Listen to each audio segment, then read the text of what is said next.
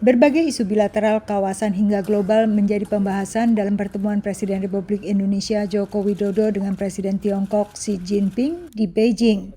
Masing-masing kepala negara menekankan pentingnya hubungan kedua negara.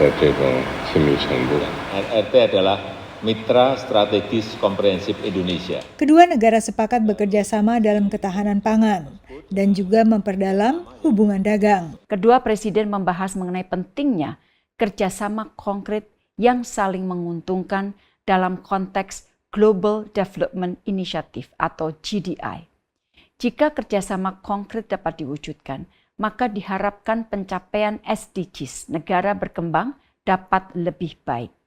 RRT bukan hanya merupakan mitra penting bagi Indonesia, namun juga merupakan mitra penting bagi ASEAN. Salah satu hasil pertemuan, Tiongkok berkomitmen menambah impor minyak sawit mentah atau CPO dari Indonesia sebesar 1 juta ton, sehingga total impor CPO dari Indonesia mencapai 5,7 juta ton tahun ini.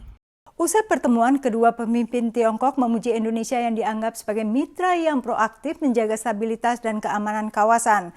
Kerjasama antara kedua negara dipuji sebagai kerjasama yang saling menguntungkan alias win-win.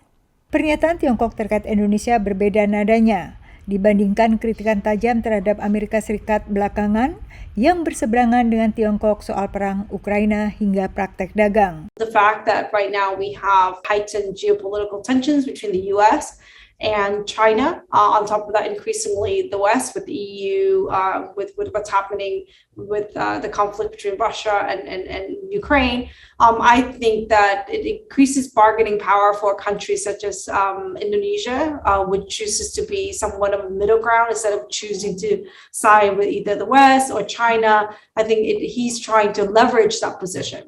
Analis menilai hubungan baik dengan Tiongkok yang masih berhubungan baik dengan Rusia juga bisa dimanfaatkan Indonesia.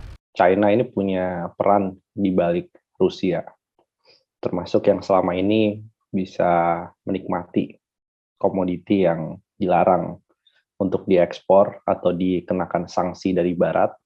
Maka Rusia mengirim dulu kepada Tiongkok jalurnya, baru nanti negara-negara lain membeli komoditas tadi dari Tiongkok. Menurut kantor berita Reuters, impor Tiongkok atas produk pertanian dari Indonesia meningkat 34% lebih pada paruh awal 2022, peningkatan tertinggi setelah impor dari Rusia. Dari Alexandria, Virginia, Yuni Salim dan tim VOA.